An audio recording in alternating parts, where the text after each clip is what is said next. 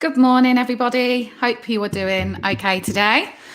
It's Wednesday, it's hump day, we're halfway through the week. So, yeah, all good here.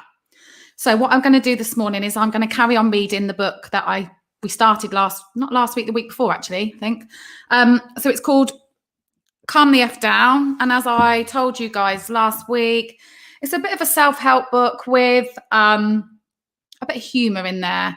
And it really focuses on ways that you can control and accept things that go on in your life and, perhaps stop you from having those freakouts when things feel all a bit encompassing or all a bit too much. So it's by Sarah Knight, and I'm going to carry on with that this morning. So here we go. The calm before the shitstorm. At this point in our journey, a word I use with the utmost sarcasm, I hope you're feeling really good about your prospects for calming down. You've been armed with the knowledge and tools to prioritize. You understand the concept of control and what it means to accept that which you cannot. And I presented you with many techniques for discarding, distracting yourself from, or converting your what-ifs and worries like a boss and steering clear of the freakouts along the way. As such, now is the time on Sprockets when we put everything you've learned into action. To show you how it's done, I'm returning to the what-ifs from the list I made at the beginning of part 2. I already gave you my thought process for categorizing each of the potential shitstorms. That's where I acknowledged them. Here, I'll go further, asking myself which parts of these potential shitstorms I can control, and then accepting the answers, aka the reality of my situations. We'll start at the bottom of the shitstorm scale with my category 1 and 2s and work our way up. 10 what ifs I may or may not need to worry about. Can I control them? Category 1, highly unlikely. What if more tarantulas appear in our house? Can I control it? No. On the sliding scale of control, this is an out of hands for the ages. When it comes to worrying about tarantulas, I'm going to just let it go. And if lucky comes back a third time, I think he's officially our pet. I order a different pizza than usual and it isn't very good. Can I control it? Yes. But that's exactly why it's highly unlikely to happen in the first place. Every practice test has a trick question. My editor hates this chapter. Can I control it? I can definitely heavily influence this outcome by not sending Mike a piece of shit. But then again, his opinion is his alone. However, one thing's for sure. If I'm sitting here obsessing over what he might think about something I sent him, then I'm taking time away from finishing the rest of the book, arguably a worse outcome, since I'm on a bit of a deadline here. So I've elected to press send and convert those worries productively, helpfully, and effectively into writing more chapters.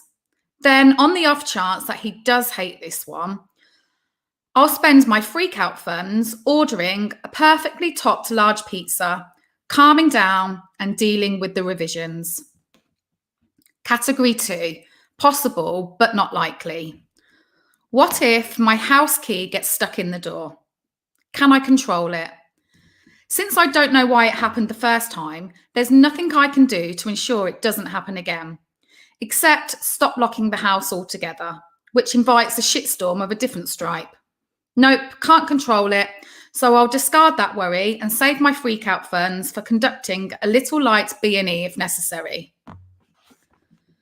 A palm tree falls on my roof. Can I control it? Nope. Technically, I could spend some time, energy, and money on productive, helpful, effective worrying and have the 2 trees within spitting distance cut down before they can mess with us. But they grow out of the neighbour's yard, and I don't think she'd appreciate it. Plus, then I wouldn't get to look at them every day while I bob in my pool. The freak-out funds remains untouched for now. I get into a car accident on the winding mountain road to the airport. Can I control it? This is a contribute to the cause situation. The reasons for the difference between the amount of freak out funding I give to speaking gigs, a lot, versus the return of lucky, none, versus airport transport, some, are simple. My relative preparedness for a speech I can heavily influence, but I can't do anything about keeping the tarantula out. Spiders are gonna spider.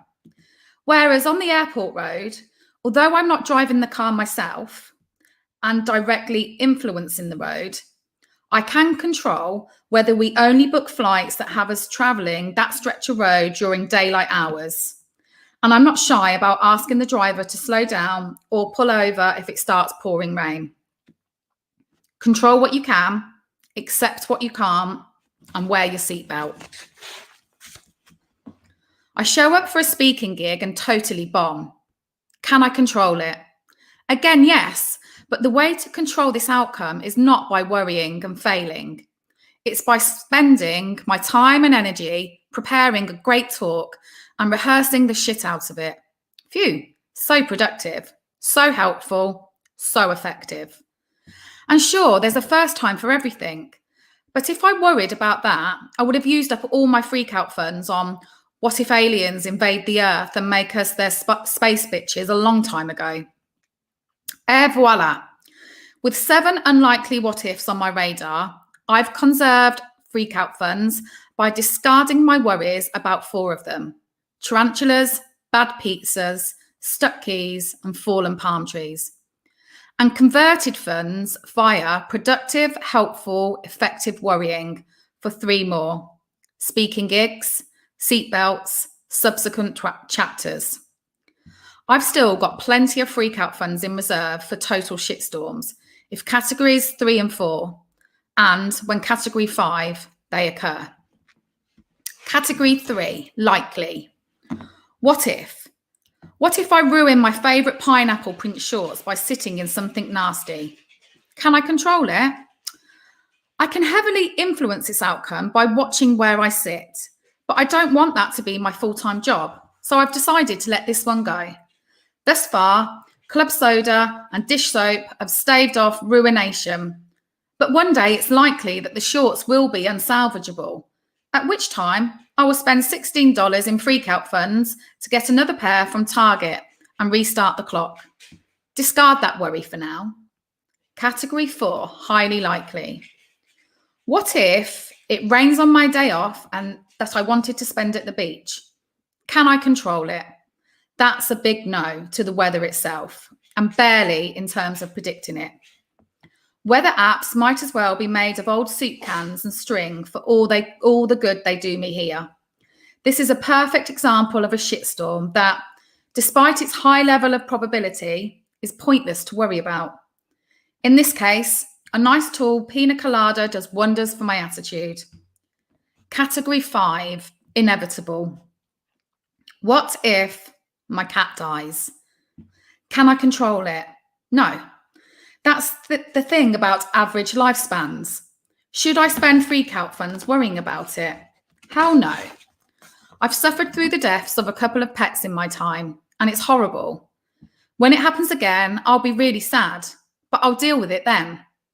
What I'm not going to do is preemptively freak out and stop surrounding myself with feline friends just because one day I'm going to have to decide where to display their ashes, or whether to have them stuffed and mounted above the dining table over my husband's strenuous objections.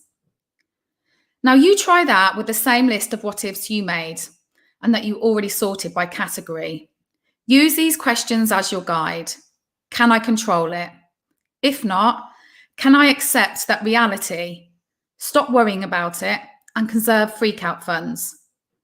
If I can't stop worrying about it, can I convert freak out funds to productive, helpful, effective worrying that will prevent or mitigate it? Are you feeling a little more, dare I say it, in control? I hope so. And I hope asking the one question to rule them all becomes a vibrant element of your daily process. It certainly has for me.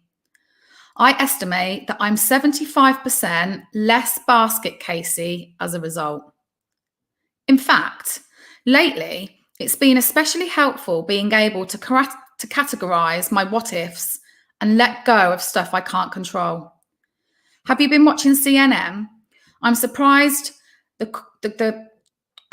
can't say this. I'm surprised the chyron below Jake Tapper's skeptical mug just doesn't run. This shit is bananas on infinite loop. When nearly every hour of every day brings to light some further debasement America and or the rest of the world has endured at the tiny paws of a D-list wannabe mafioso. Well, it's useful to have some defense mechanisms firmly in place. I read the news today. Oh boy. It did not take a master's in guruing to discern that as of the time of this writing, people around the world are more in need than ever of calming the F down. The United States of America, as mentioned, is a total shit show. The president is an unhinged narcissist. The ruling political party is composed largely of simpering cowards, and affordable healthcare is nothing more than a collective hallucination treatment for which is not covered by your insurance company. England and the rest of the United, for now, Kingdom, not doing so hot either. Perhaps you've noticed. In fact, if you watch the news or even just scroll through Twitter, it seems like every continent is seeing fascism. So sorry, I need to put my teeth back in. Fascism, xenophobia, and sea levels on the rise, or icebergs, honeybees, and civil liberties on the decline. I don't know if there's actually more war, pestilence, extreme weather, or dismaying cultural regression going on than ever before. But I do know we're more aware of it because technology has seen to it that humans can't go a millisecond without finding out about the latest school shooting, terror attack, election meddling, or rendezvous between evil dictators hell-bent on destroying Western civilization. Double It's a problem, and one I hope this book will help you address in some small but significant way. She writes, as women's right to bodily autonomy hangs perpetually in the balance. What to do? Well, because I still believe in the benefits of an informed, enraged citizens. Oh my gosh, I'm not doing very well today, am I? Citizenry. I'm afraid I cannot personally advocate for total ostrich mode, aka not consuming the news at all. But a few minor bouts of ostriching in service to shit you can't control, I'll allow it. Go on, get that face in the pillows and that ass in the air. As to anger, you're entitled. Letting loose a full-throttled howl while your face is in the pillows can be satisfying. You know, if the mood strikes. And if you can channel your anger into something productive, so much the better. Like after hurling every glass container in your home against a wall, as though it were an old white man trying to steal your children's future, you could take out the recycling. Smash the patriarchy, save the planet. I'm so sorry. My reading is terrible this morning. I can't get my words out properly. I do apologise. When you're done, and apart from just hoping things will improve or that you can prime or scream them into submission, there are other ways to counteract the feelings of helplessness you might have when being bombarded daily with the worst the media has to offer. Rather than scrolling through your news feeds each night before bed and giving yourself teeth-falling-out dreams, perhaps you could try one of the following calming, control-reigning techniques. They work for me, and I'm about as despondent over crumbling democracy and devastating climate crisis as it gets. 5 tips for calming down about the world falling apart. Limit your exposure. An informed citizen doesn't have to be gathering information over breakfast, on the toilet, astride an exercise bike, during their commute, and right before going to sleep, or trying to go to sleep anyway. A once per day news dump should be sufficient to keep you in the know without also keeping your blood pressure higher than Snoop Dogg. Balancing act. If you can't dodge the 24-hour news cycle, add a palliative account to the mix. I recommend at Pepito the cat, which is just time-stamped black and white footage of some cat in France coming and going through his cat door, accompanied by the captions, "Pepito is out," or "Pepito is back home." I like to scroll through the Pepito's feed before bed. It's like counting sheep, but instead you're counting the same French cat over and over again. Très relaxing. Bone up. It may seem counterintuitive, but doing a deep dive into whatever single current event is giving you the biggest case of the what ifs can help you vanquish some of your more paranoid fantasies. For example, researching how the nuclear football actually works and learning that a certain feeble-minded president would have to memorize certain information in order to launch an attack may have done wonders for a certain someone's ability to stop worrying quite so much about the prospect of this particular mushroom shit cloud sprouting anytime soon. Take a memo. Drafting an angry letter to a global leader, a local representative, or, say, morally repugnant NRA spokeswoman, Dana Leash, can really get the mad out of you. Journaling is scientifically proven to help calm you down by moving all those burning, churning thoughts out of your head and onto the page. And you don't even have to send your angry missive to reap the in-the-moment benefit. But for the cost of a stamp, it might be nice to know it'll reach its intended target, or at least clutter their inbox, which in my opinion is a fate worse than death. Do good. When I'm feeling powerless about the state of the world, one thing that brings me comfort is donating to a cause, be it a natural disaster relief fund, a local charity, or just a single person who needs a hand. Is this my economic privilege talking? Sure, but if spending my freak out funds this way makes me feel better and helps someone less fortunate, all I see is a 2-for-1 special on good deeds. And giving needn't require a cash outlay. You have other freak out funds at your disposal. Time and energy spent calling your reps to protest inhumane immigration practices, volunteering at Planned Parenthood, or mocking up some zesty protest signs and taking a brisk walk around your nearest city centre will help you sleep better in more ways than one. Now, if you'll excuse me, while my husband is watching the Orange Howler Monkey's latest antics on MSNBC, I have a French cat's whereabouts to monitor. Pepito is out. Stirring the shit.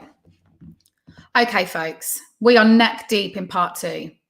I trust you're starting to see that logically and rationally, much of the shit you worry about is unlikely to happen, and that you can do enough viewing to ensure that even the likely stuff can be made less terrible with some effort on your part. Just don't get cocky. I would be remiss if I didn't warn you that it is possible to trick yourself into thinking you're viewing when what you are really doing is willing a shitstorm into existence. In psychological terms, catastrophizing is the belief that a situation is worse than it actually is. And I promised I wouldn't argue with you about how hard things suck for you right now. I hate it when people do that. But if you do happen to be catastrophizing, you may also be creating your own catastrophe, something I can and will caution you against. That's right. You have the ability to send a shitstorm out to sea, but also to conjure a Category 5 out of thin air. For example, if your friend Andy hasn't got back to you about taking his extra ticket for the Cubs game tomorrow night, and you're paranoid that he's mad at you, even though he hasn't said anything specific, You might text him to be like, "Hey dude, are you pissed because I wrote your email address on that Church of Scientology sign-up sheet? Sorry, they surrounded me when I was leaving the gym and I panicked. My bad." And maybe he wasn't mad at you, just busy getting off the Church of Scientology mailing list. But now he is. If you'd stopped to study all available data, you would have realised there was no way Andy could have known you were the clipboard culprit. If you hadn't panic texted, he would never have put 2 and 2 together, and you'd be slamming deep dish in the box seats. No harm, no foul. Instead, you overthought it, and you're watching the game on TV with your good friend Papa John. Other times, when a shitstorm is already tracking as inevitable, your actions may significantly hasten its arrival and amplify its effects. Historically, this has been a bit of a problem for yours truly. On the one hand, and as I wrote about in You Do You, my natural tendency towards anxiety can in some ways be a good thing. It helps me plan ahead because I can envision the perils and consequences of not doing so. It helps me to be prepared, be on time, and generally stay on top of my shit. But every once in a while, the anxiety and the overthinking it enables knocks over a domino that might never have fallen on its own. And then I'm left picking up the whole damn pile. That was not a chill pill. It was finals week during my junior year of college. I had exams to study for and papers to write, and both time and energy were running low. I'd done all the research for my last remaining essay, but it was already early evening, the night before it was due. My late 90s desktop computer sat there judging me like Judy. I was mentally and physically exhausted, at the end of an already frayed rope. I knew I didn't have the juice, let alone the hours on the clock, to pull this one out. But as a classic overachiever and rule follower, the prospect of not handing in an assignment on time was simply off the table. I couldn't fail to show up at my professor's office at 9 a.m. with a dot matrix printout in hand. And I for damn sure couldn't beg for an extension on a final paper. That would be madness. Speaking of which, I had started to go a little nutso myself, worrying about what would happen when I blew this assignment. And in the throes of the ensuing freakout, I made a very bad decision in service to what I thought was productive, helpful, effective worrying. Can't stay awake for the limited number of hours left in which to craft a piece of writing that will account for 25% of your final grade in a Harvard undergraduate seminar. Accept 2 mystery pills from a friend who tells you, "This will keep you up and help you focus." Narrator, it kept her up, it did not help her focus.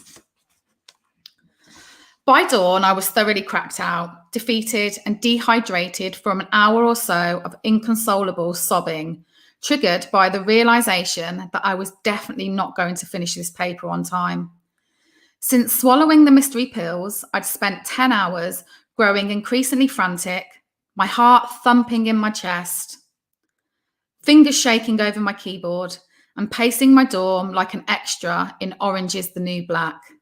Now it was time to swallow something else, my pride. Still huffing and snuffling, I pecked out an email to my professor. Rather than compound my sins by concocting a dead grandmother or severe tendinitis, I decided to tell her the truth, that I backed myself into a corner time-wise and attempted to rectify my first mistake with an influx of energy by what was probably Adderall.